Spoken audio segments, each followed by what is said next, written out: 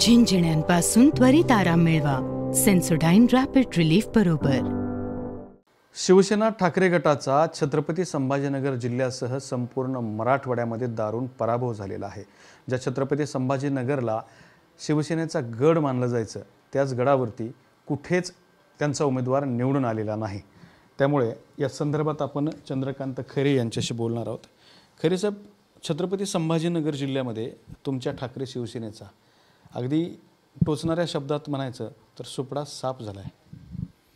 नाही, तुम्ही असं म्हणता की सुपडा साफ झाला, परंतु माझ्या ह्याच्याने ठीक आहे, पैसा खूप चालला, लोकसभेसुद्धा पैसा चालला, कोणी कुठं आणला पैसा आहे, कशात आले पैसे, प्लेनमध्ये हेलिकॉप्टरमध्ये आले.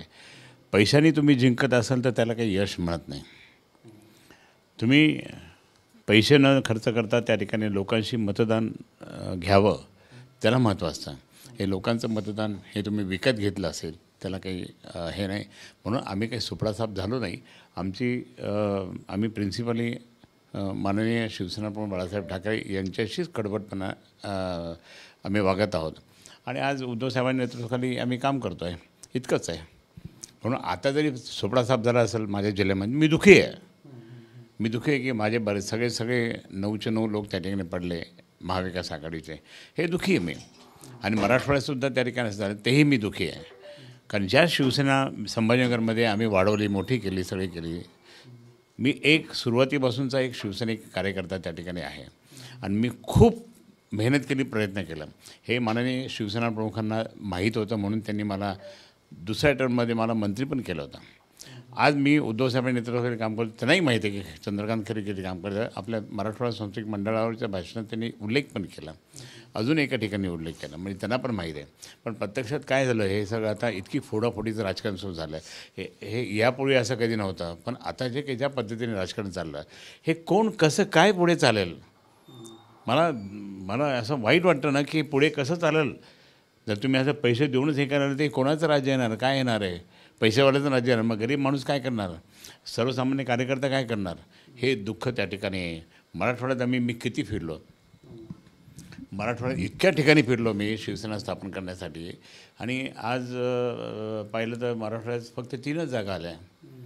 म्हणजे एकदा आमच्याकडे 11 जागा आल्या, नंतर 17 जागा आल्या, नंतर परत 11 जागा आल्या, नंतर आता मागच्या वेळेस 13 जागा होत्या, त्यातून 3 गेले आणि आता या ठिकाणी आता फक्त 3च जागा आल्या आमच्या. हे मला दुःख आहे. म्हणजे आज आमच्या कार्यकर्त्यांनी काय करायचं, कार्यकर्ते कसे पुढे जातील, कार्यकर्ते कसे टिकतील, ही चिंता मला आहे.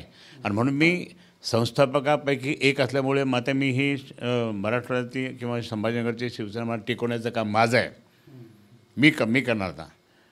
उद्धवसाहेबांचा जो आदेश येईल कसा येईल माहीत नाही, परंतु प्रत्यक्षात मी शिवसेना प्रमुखांचा कडवट शिवसैनिक, त्यांनी आम्हाला मोठं केलं आहे. त्यांनी आम्हाला मंत्री केलं, सगळं काही केलं, खासदार केलं, उद्धवसाहेबांनी खासदार केलं. पण आता ही शिवसेना टिकवावी लागेल. कारण जनतेला आज असं हे झालं की हे कसं काय झालं, लोक मला येऊन म्हणजे EVMचा हा प्रकार खूप मोठा आहे. EVMच्या निमित्तानेच त्या ठिकाणी हे सगळा यांचा विजय, नोटा म्हणजे पैसे आणि EVM या 2 कारणांचा यांचा विजय झाला असेल. परंतु परमेश्वर खूप मोठा आहे. परमेश्वर इतका मोठा आहे की त्यांना बरोबर त्या ठिकाणी, आणि साहेब ओरडून पाहतात, त्यांना माहीत आहे की हे काय चाललं म्हणून. आणि मग कसा चमत्कार पुढे कधी ना कधी होईल. कधी होणार माहीत नाही, पण कधी ना कधी होईल. पण मी मात्र शिवसैनिक म्हणून, बाळासाहेबांचा कडवट शिवसैनिक म्हणून, उद्धवसाहेबांच्या नेतृत्वाखाली मी काम करत राहणार, शिवसेना वाढवणार आणि हे करणार. मी कधी गद्दारी करत नाही, मी कधी इकडून तिकडं गडबड करत नाही, खोट्या गोष्टी मी कधी करत नाही. खोट्या गोष्टी सांगून त्या ठिकाणी मी पदं मिळवून घेणार असं नाही आहे मी. आणि म्हणून त्या ठिकाणी मला खूप चीड निर्माण झालेली आहे. आता इतकी चीड निर्माण झाली की मी घरोघर, डोर टू डोर, रस्त्यावर, पायी सगळीकडे जाऊन त्या ठिकाणी शिवसेना परत जी मी वाढवली होती ती परत तशीच दिवस आणण्याचा माझा प्रयत्न आहे. आणि तो परमेश्वर त्या ठिकाणी निश्चितच मला आशीर्वाद देईल. बाळासाहेबांचा आशीर्वाद आहेच. छत्रपती संभाजीनगर जिल्ह्यात आणि मराठवाड्यामध्ये हा जो दारुण पराभव झालेला आहे, कारण काय आहे त्याची? नाही, कारण मी सांगितलं ना तुम्हाला, EVM मशीन आणि पैसा.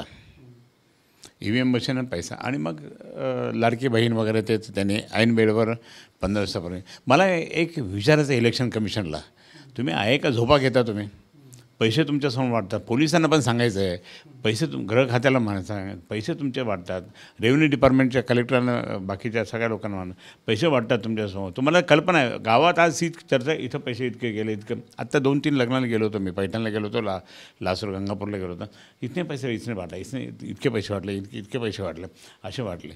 म्हणजे लोक म्हणतात हे काही लोकांना ह्या पोलीस अधिकाऱ्यांना किंवा शासकीय यंत्रणेला काही कळत नाही का?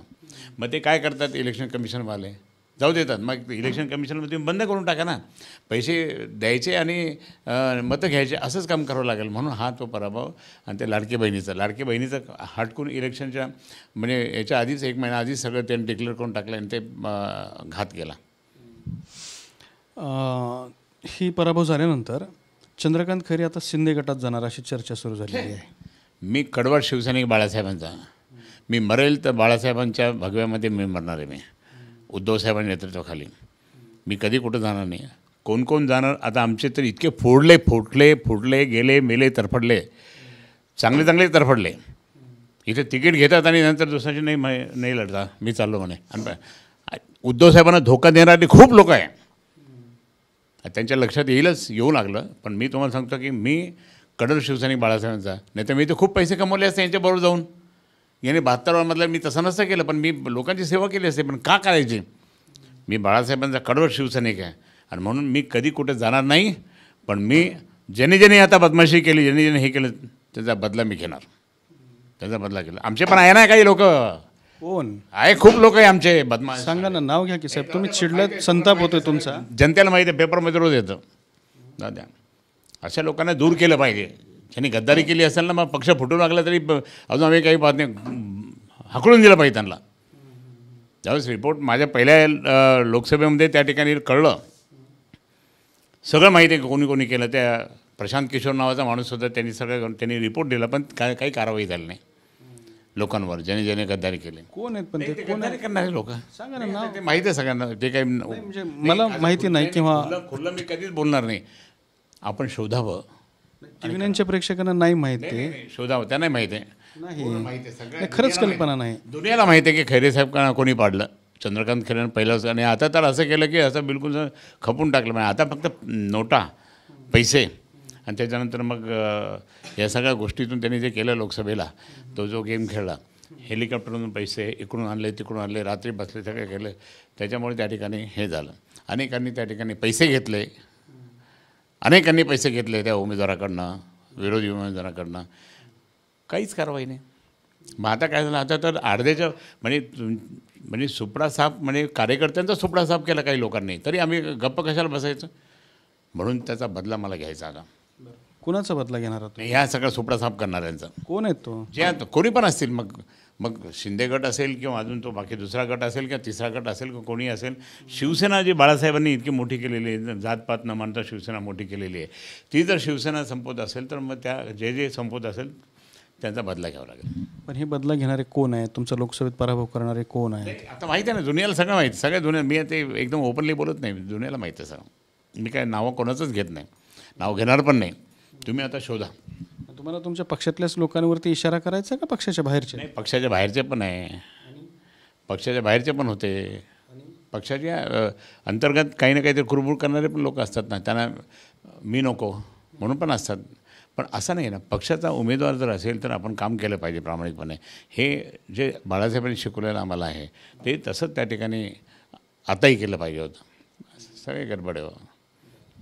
एकनाथ शिंदेंना आता मुख्यमंत्रीपद भेटण्याची शक्यता नाही आहे. देवेंद्र फडणवीस मुख्यमंत्री होत आहेत.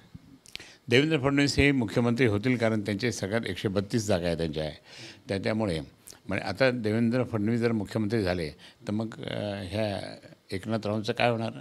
ते उपमुख्यमंत्री होतील. म्हणजे मुख्यमंत्रीपासून नंतर उपमुख्यमंत्री, आणि मग त्यांचे जे कमवण्याचे साधन होतं ते कसं होणार? उपमुख्यमंत्री पदामध्ये जास्त कमाई नसते. नाही, कमाईचं नाही म्हणत मी तुम्हाला. हे अधिकारवाणीने सगळीकडे बोलून हे करतात. आता वरही बसले मोदी शाह, आणि नंतर त्यांचे शिष्य देवाभाऊ, ते कसं होऊ दिले जातं? आता तो पक्ष पण त्यांचा असं पाहिजे की नाही, आता आपलं करा. कारण भारतीय जनता पार्टीच्या बरेच कार्यकर्त्यांनी यांच्या अनेक तक्रारी केल्या की हेच लोक बदल्याचं कामं करतात, हेच लोक पैसे जमा करतात, हेच लोक रस्त्याचं कामं आणतात, काही आणतात, खोटे नाटे कसे करून त्या ठिकाणी खूप पैसे त्या ठिकाणी कमवले. आमचं काय असं म्हणून त्यावेळेस ते भारतीय जनता पार्टीचे लोक बोलत होते. आता यांना चाप बसेल. तर होते चंद्रकांत खैरे पक्षाच्या आतल्या आणि पक्षातल्या बाहेरच्या लोकांवरती संताप व्यक्त करतायत. कॅमेरामॅन हर्षल निकम सोबत दत्ता कानवटे, TV9 मराठी, छत्रपती संभाजीनगर. झिंझिण्यांपासून त्वरित आराम मिळवा सेन्सोडाइन रॅपिड रिलीफ बरोबर.